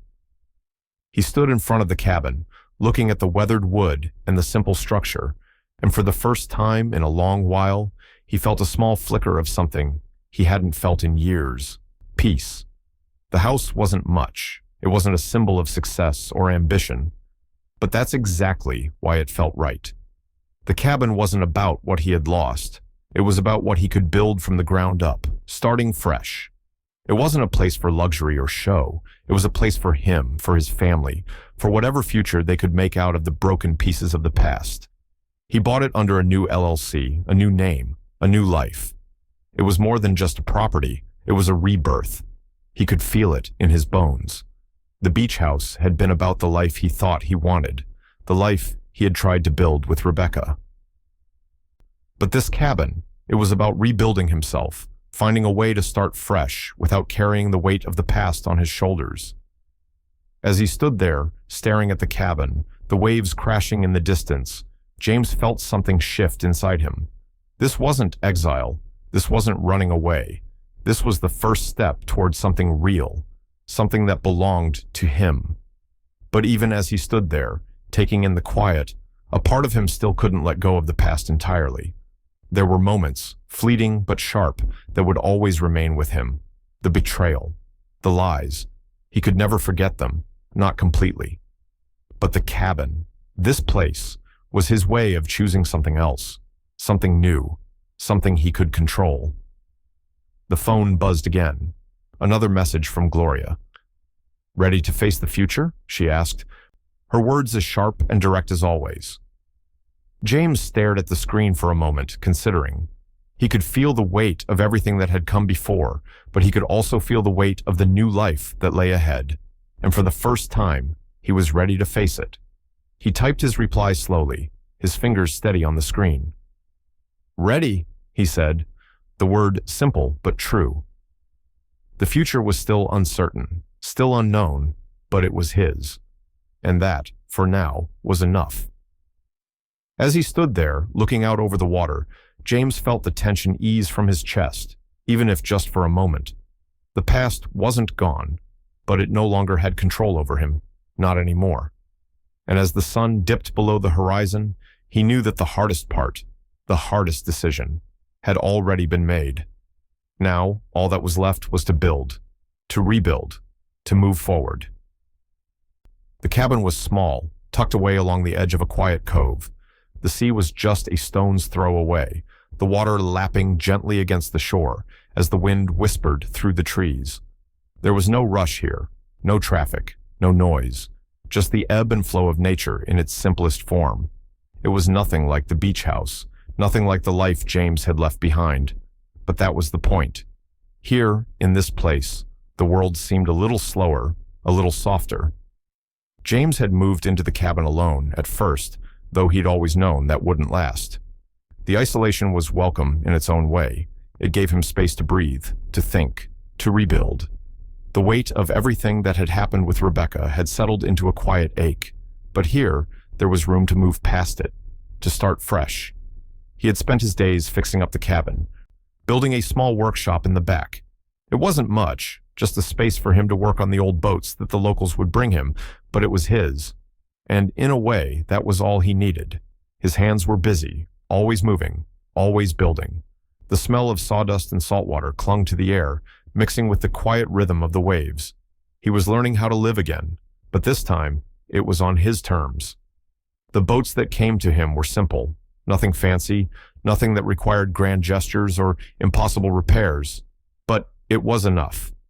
The act of fixing something, of breathing life back into the old hulls, felt like a metaphor for what he was doing with his own life. One piece at a time, he was rebuilding. One broken thing at a time, he was making it whole again. On weekends, Lily would drive down from the city. Her visits were always a mix of warmth and quiet tension. They hadn't talked about everything, about the way her mother had torn their family apart, but they didn't need to. In the small cabin, their conversations flowed easily, as if the space between them was smaller than it had been before. They would spend the day talking, working on whatever project caught their attention, and at night, they'd sit down to simple dinners. Nothing fancy, just comfort food, the kind that didn't ask questions or demand anything in return. Evan, too, found himself here on the weekends, though he was more often there after school, eager to help with whatever James was working on. He was quieter than Lily, still processing everything that had happened, but there was something in his eyes, something that told James he was ready to move forward, ready to step into a new version of his life too. Together, they would build something new. The evenings were the best part. They sat together at the small kitchen table, the soft glow of the overhead light casting long shadows across the room. The air outside was cool, the scent of pine and salt carried on the breeze, but inside it was warm. They shared stories, the conversation light, the kind that didn't need to be anything more than what it was. There was laughter, quiet but real. The kind of laughter that came not from pretending, but from knowing that, for once, they were all okay. As they sat together one night, their plates nearly empty, James spoke up. It wasn't anything he had planned to say, but the words just came, slipping out before he could stop them. "No secrets," he said, his voice steady but soft, like the promise that had been forming inside him for months. It wasn't a vow of forgiveness, not exactly. It was a promise to his kids that from this point on, there would be no more hiding, no more pretending. They would live honestly, and whatever came next, they would face it together. Lily looked at him for a moment, her expression thoughtful, as though weighing his words. Then, after a long pause, she nodded.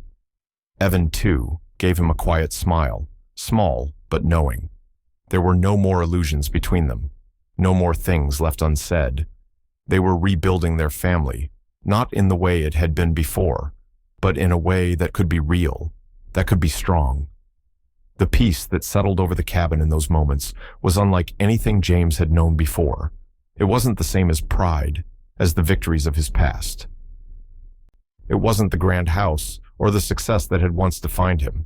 It was a quiet, steady peace, the kind that came from knowing you were no longer running, from knowing that you could face what was in front of you without pretending. The mornings were still, the sunlight spilling gently over the water, the world waking up slowly. In the afternoons, he would work on the boats, his hands moving with purpose. At night, they would eat, talk, laugh. For the first time in a long time, everything felt like it was in its right place. But even as James sat there, feeling the weight of the peace around him, something lingered, a quiet tension, a pull he couldn't quite shake. The past wasn't gone. The shadows of what had happened still stretched long, and though he had rebuilt this small life, he knew that it wasn't the end. The waves lapping gently against the shore were a reminder that nothing stays still, that even the quietest moments have a tide that will change.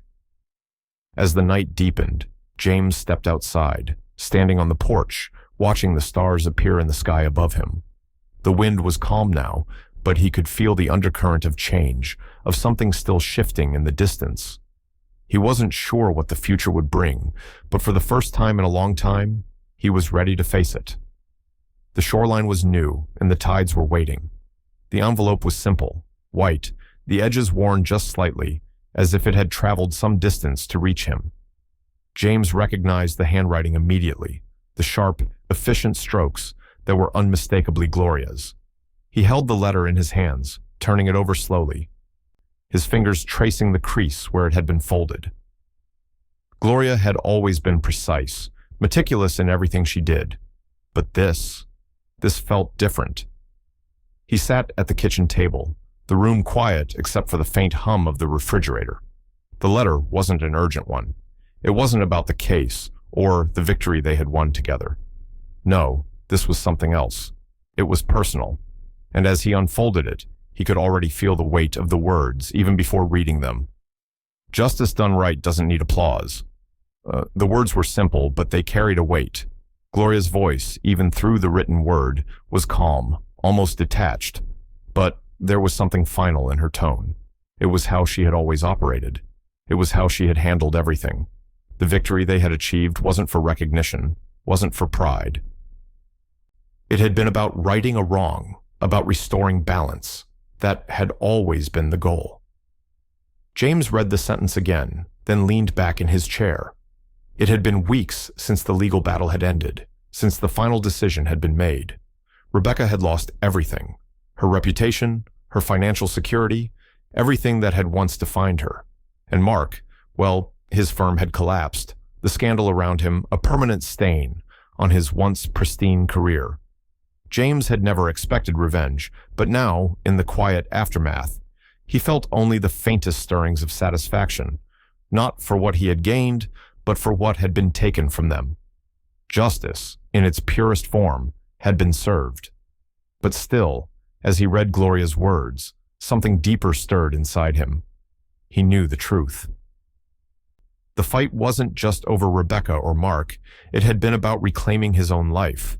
He had been broken once, and though he had rebuilt, part of him was still waiting for something that wasn't coming. The letter, simple and quiet as it was, closed the door on that chapter. There would be no applause, no grand celebrations. But for the first time, James felt the weight of peace settle over him, a peace that had been missing for far too long. He smiled softly, folding the letter neatly before slipping it into the drawer of his toolbox. It was a quiet victory, one that would not be celebrated, but simply known. The letter wasn't just from Gloria. It was a message from the past, from a time when James had believed that justice always required acknowledgement. It didn't anymore. Not for him. The moment passed, and he stood up to move on to the next task. But as he turned to leave the kitchen, his phone rang. Lily. He hadn't expected to hear from her today. The past few weeks had been full of silence between them, a silence full of unspoken words and necessary distance. She hadn't mentioned her mother much, and he knew it was still painful for her to talk about. But there was something in the urgency of her tone that caught his attention immediately. "Dad," she said, her voice tight, a hint of something she hadn't been able to hide. "Mom's leaving town. She's moving away. I just thought you should know." James let out a slow breath, his hand tightening around the phone. This wasn't a surprise. He had expected Rebecca to leave at some point. The woman who had built her life on lies had finally seen the walls close in on her. She had always been running, always looking for a way out of the mess she had created. It was inevitable. But hearing it from Lily's voice, hearing the pain and confusion there, made it real. It was over. For everyone. He didn't say anything right away. Instead, he closed his eyes, taking a moment to process. He had lived through this betrayal. He had rebuilt his life. But what about Lily and Evan? What did it mean for them? What did it mean for him? "Wish her peace," he said quietly, the words more a statement than a request. It was what needed to be said, what had to be said. There was a pause on the other end of the line. Then Lily spoke again, her voice soft, almost unsure. "Do you mean that?" He stood by the window, looking out over the quiet street, the dim light of evening spilling over the landscape. He could hear the faint murmur of traffic in the distance, but here, in this moment, the world felt still. "Yeah, finally," he replied, the weight of those two words settling over him like a soft blanket. It wasn't forgiveness. It wasn't closure. It was simply the acceptance that he had let go of something that had been holding him captive for far too long. He hung up the phone, the call ending with a quiet click. The air around him felt a little lighter, but the tension hadn't fully dissolved. There was no more anger, no more need for revenge. The past had been dealt with.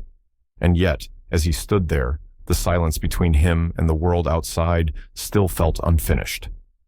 James looked down at the phone in his hand, his thumb hovering over the screen for a long moment. What came next? Where did this quiet peace lead him now? The future felt open, but there were still questions that hung in the air. He wasn't sure what they meant yet. He wasn't sure if he ever would be. But for the first time in a long time, he felt like he was finally moving towards something real. And with that, the next chapter began. The sand beneath James's feet felt the same as it had all those months ago. The beach, the very one that had witnessed his life unravel, stretched out before him in its familiar, endless expanse. The tide rolled in rhythm, a steady pulse that seemed to echo the way his heart had beaten that day. "Leave quietly." The words still lingered in his mind, just as sharp and final as they had been when Rebecca first sent them. But as he stood there now, on that same stretch of sand, the difference between then and now couldn't have been more clear. The man who had stood on this beach, his life shattered, was no longer the same man who stood here now. That version of himself, lost in the quiet storm of betrayal, had faded into the past. What remained was a man who had rebuilt himself, piece by piece, who had walked through the fire of grief and come out the other side. The waves crashed against the shore, the sound sharp and wild, but it wasn't chaos anymore. It was simply the rhythm of the world. The sunlight broke through the horizon in slow, deliberate strides, painting the sky in shades of pink and gold.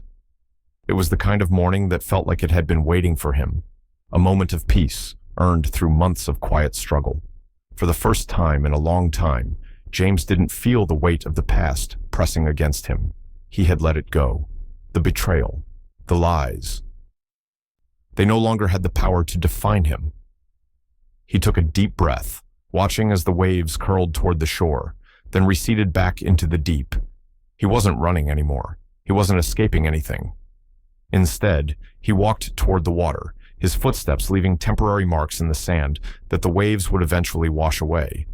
But unlike before, there was no fear of being swept away, no hesitation. He was ready to step forward, to embrace whatever came next, even if it was uncertain.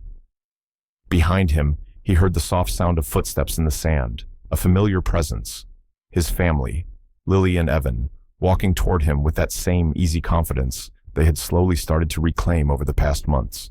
They had healed in their own way too, Lily with her quiet strength, Evan with the way he'd quietly returned to his old self, no longer burdened by the lies that had once twisted their world. They stood next to him now, side by side, the warmth of their presence solidifying the space between them. For the first time in a long time, there was no anger in the air, no grief, just the stillness of the moment, the kind of silence that spoke louder than words. Then, as the wind swept through the air, laughter, genuine and unforced, bubbled up from their small circle. It was a sound that felt foreign, but it was also a sound that reminded James of what he had fought for. Lily grinned as Evan nudged her playfully, the two of them moving in sync like the old days, the tension between them now just a memory. "You know, this isn't so bad," Lily said, her voice light, almost teasing. Evan laughed softly, his eyes crinkling at the corners. "It's not a vacation, but it's definitely better than the beach house," he said, his tone a mix of humor and relief. James felt the knot in his chest loosen, the tension he hadn't realized he was holding unwinding like a rope that had been pulled taut for too long. This was what he had wanted all along, wasn't it? A chance to rebuild, to let go, to find the people who had once been his family and make them whole again. It had taken time. It had taken patience. But they were finally here. The ocean, too, had been a constant. It was the same force that had once swept away his sense of peace, the same waves that had crashed against him, throwing him off course. But now, as he stood here, facing it with his family, it felt different.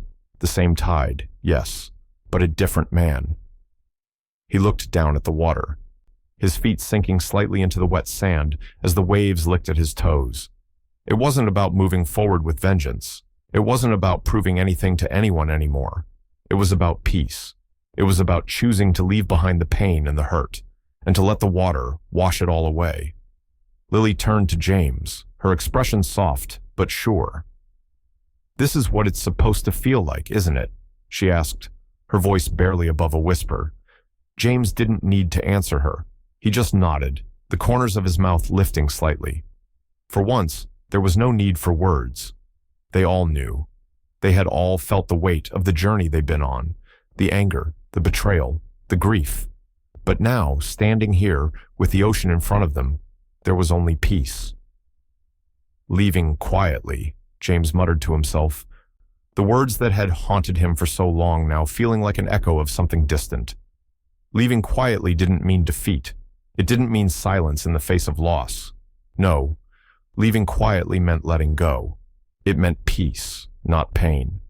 And as the sun rose higher, casting golden light across the waves, James turned toward his family, his steps slow but sure. The past was behind them now, and the future, uncertain as it was, held the possibility of something new, something worth fighting for. The journey wasn't over, but for the first time in what felt like forever, James didn't need to rush. The new shore was here, and he was ready to walk it, step by step,